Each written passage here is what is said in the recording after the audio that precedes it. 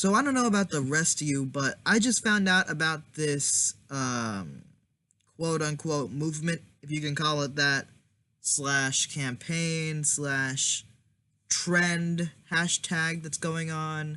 It's called the Walk Away campaign. They're pretty much telling minorities leave the Democratic Party because somehow the Democratic Party is bad for having a different opinion than conservatives.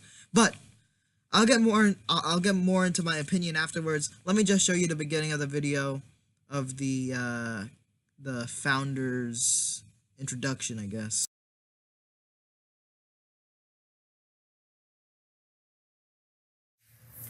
Once upon a time, I was a liberal. Well, to be honest, less than a year ago, I was still a liberal. I became a liberal because I felt I'd found a tribe whose values aligned with my own. I staunchly reject racism of any kind. I reject the marginalization of any human being based off of their gender or sexual orientation. I reject tyrannical groupthink. I reject a system which allows an ambitious, misinformed, and dogmatic mob to suppress free speech, create false narratives, and apathetically steamroll over the truth. I reject the acceptance of junk science and superstition to advance ideological agendas. I reject hate. These are the reasons why I became a liberal. And these are the same reasons why I am now walking away.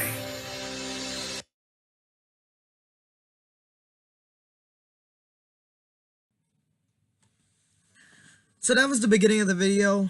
I could show you the rest, but it's a pretty long video. I watched the full video and I wrote down some points he made, and I'm gonna respond to them. So after that beginning, he continues to talk about how the left is bad because of literally everything. He's just naming reason after reason after reason. And I listen, and for example, he would say they're fascistic, which I've never heard fascist, or the way to describe. I've never heard that word before, fascistic. That's a nice word.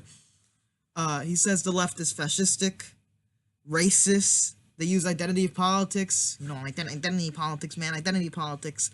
And they hate men. Yeah, that's the territory we're going in. My response to that is, wasn't it always the conservatives that are saying, hey, liberals, why are you calling people that disagree with you fascist and racist? It's not fair. But then it gets to the next point. He's literally calling out the left for calling right-wingers fascist and racist and all those terms. Okay, and I try not to do that when there's not actual purposeful racism or purposeful fascist tendencies. But are you kidding me? So a person on the left, try not to call people fascist and racist just because. But if someone's obviously doing something racist, I'll call them racist. Now he called out the left for calling people fascist and racist, yet in one of his first points in the freaking video is saying how bad the left is because they're fascistic and racist and hate men and hate straight people. Listen. So, I think if you ask any most progressives, they hate identity politics. Nancy Pelosi, Hillary Clinton, the mainstream establishment Democratic Party, they are not left-wing. I don't know how I can establish that enough. I mean, honestly, these Republicans think anybody left of George Bush is a communist. Honestly, that's what these people think.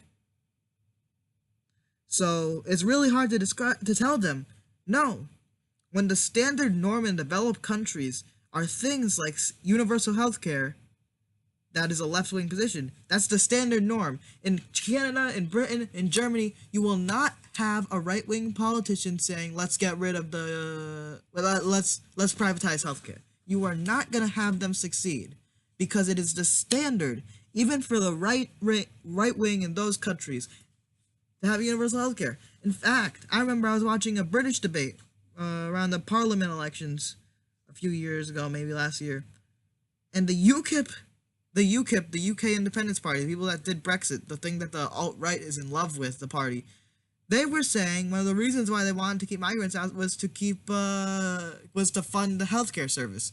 Now, do I agree with them? That's how you fund the healthcare service? No. And I'm sure a lot of leftists won't agree with how they fund the healthcare service. But you can see it. Even the far-right party of those countries believe that healthcare is a standard and a right and should be there. But that just goes to show you how far right our country is and how ridiculous it is for these Republicans to think, oh, he's leftist, Obama, he's a communist, a socialist. Oh. But I'm getting off topic. But pretty much the first 2 points, left is bad, they're fascist and racist, and then he calls out the left for calling people fascist and racist. So he literally did what he was complaining about in the first section. So that was my first problem I noticed. He starts saying something about a cult ideology. That just seems unnecessary in my opinion. I see how people view politics and cult ideology clearly. This guy views his political views in a cult ideology, because you can't simply be left or right based on the issues. You can't have these different opinions. You have to either be left or right. Only 2 sides, only 2 views. There's literally no policy in this video. You don't know what this guy believes in. You don't know what he believes in. But then he goes on to say he loved the Democratic Party, but now they're in line with the extreme left. But he doesn't establish what the extreme left is. Are people like Hillary Clinton, who call Donald Trump supporters deplorables, which I disagree with, she shouldn't have done that, is her saying deplorables far left? I don't think she's a leftist at all. I think she's right-wing, center-right. Obviously more left-wing than Donald Trump, because he does, or most of the Republicans, but not a leftist at all. At all. So he could be talking about Antifa, he could be talking about Hillary Clinton. He doesn't make that clear. He's literally just grouping all of them in. He's grouping the identity politics people with the same people that are communist or authoritarian. And a lot of times these identity politics people are authoritarian, don't get me wrong. But they're sometimes really different. I know liberal folks that are much more centrist than a lot of these far left Antifa folks. So you can't tell me they're the same, because they're not.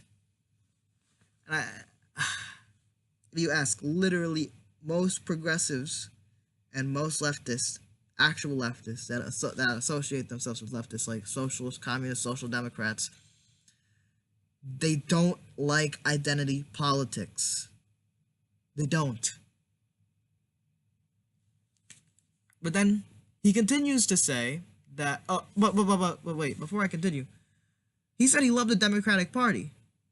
I am honestly so confused, because it's hard to find information. In fact, it's on his YouTube channel. I think this is his YouTube channel, Unsilent Majority, which I find so stupid, because if you look at the actual silent majority, if you look at the polls, it's always a majority of Americans are more left-wing than any mainstream politics. They support universal healthcare. They support free college. They support non-intervention.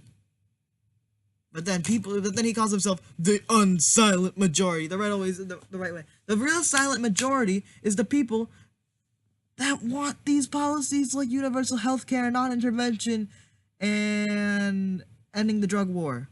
That's the real silent majority. Wait. Yeah, his name's confusing. He calls it the unsilent minority. I'm sort of confused by that. But that's besides the point. So all I could find is like 4 months ago he made things I think pro right wing on this channel. So I don't know when he was a liberal. I don't know what he believed in as a liberal, because clearly he must have made a huge change of heart. Because he doesn't love the Democratic Party anymore. So he went from loving them to being like, walk away. But then he continues to say that the Democratic Party says minority groups are victims, and in reality, and he says they use that as a weapon, and they won't help you get out of being a victim. But in my view, as an actual left-wing progressive, I want to make I want to equal the playing field, so that I want the poorest person of the land to have the chance to succeed. I want to make sure they can go to school easily. I want to make sure they can go to college easily and not worry about the burden of pay. I want to make sure if they have a disease, they can go to the hospital or go to the doctor and not have to worry about if they are going to have to pay a medical bill and are not disincentivized to see the doctor. I want people to live. I want people to live and go to school and get a good job. I'm not guaranteeing equal outcome. I want equal opportunity from the beginning. And that's what actual leftists and actual progressives want. But what I find interesting in when he says the Democratic Party says minority groups are victims, I'm not saying that everybody's a victim. I'm just saying there's some systematic barriers that should be recognized. Clearly, he doesn't want to recognize it. Clearly, most of the right doesn't want to recognize it. But then finally, he says he believes in that he does not want to be part of the party that doesn't believe in his values, quote unquote, of unity, equal opportunity, personal empowerment, passion. I don't know what passion means, and love. Let me just talk about each single one of those values. Unity. Okay, I understand. He doesn't like identity politics. He doesn't like it when people are like doing all that sense. But he has to recognize, if he wants to be intellectually honest, that the right does this all the damn time. It's not just the left. It's not just the left. When the right blames immigrants for all the social woes and all the economic woes, when it's not just immigrants, when actually when a lot of time immigrants do jobs that we don't want to do, when it's not just immigrants that are economic problems, but they use that to rile up poor white votes. That's not racist, that's just a fact. And they're using identity to get political gains. That's identity politics, that's not unity. And then I already made the point about equal opportunity later. I believe in equal opportunity, and I guess he believes in it too. Our interpretations must be different, because in our country right now, if you're born the poorest person of the land, you want to succeed, you want to get out there, you go to school, public school, you can get up to high school, but then you find out you have a disease. Then you got to go to the hospital, but then you can't pay the hospital. You can't pay for your doctor. You can't pay for your medicine. That's not equal opportunity. You won't succeed in life if you're bedridden because of a disease that you can't take care of because you're too poor. That's not equal opportunity.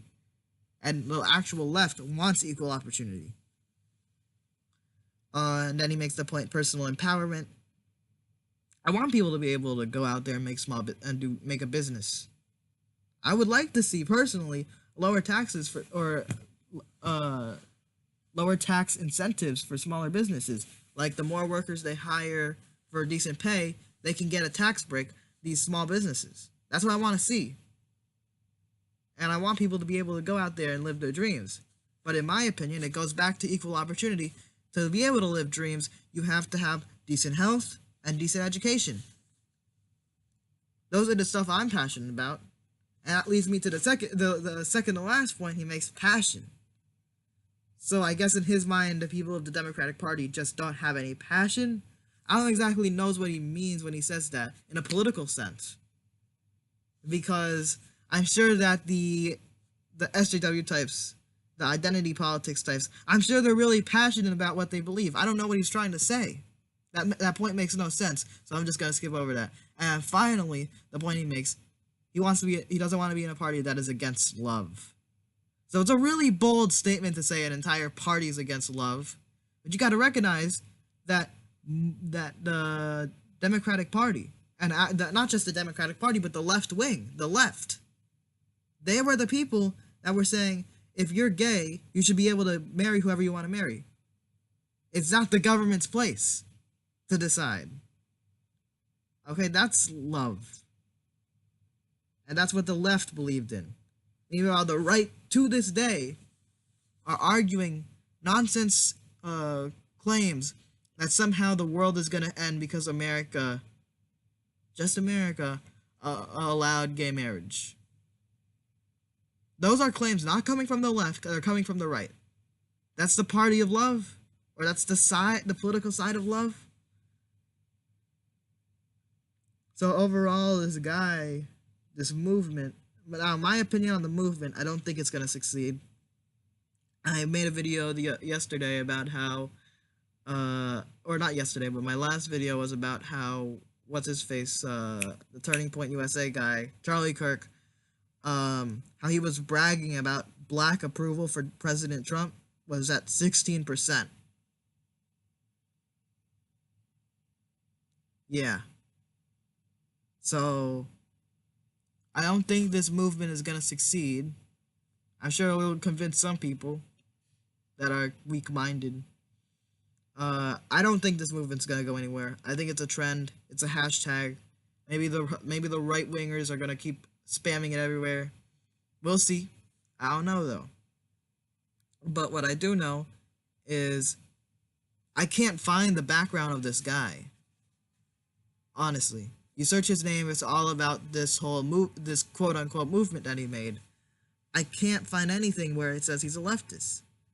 Only word of mouth from him. I don't know his policy positions because he doesn't talk about policy.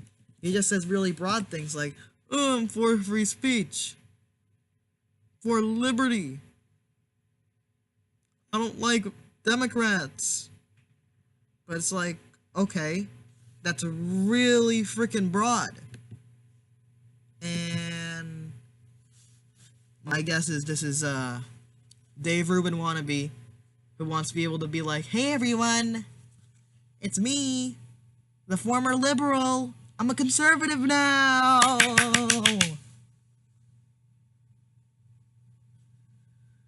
But yeah, so that's the walk away movement.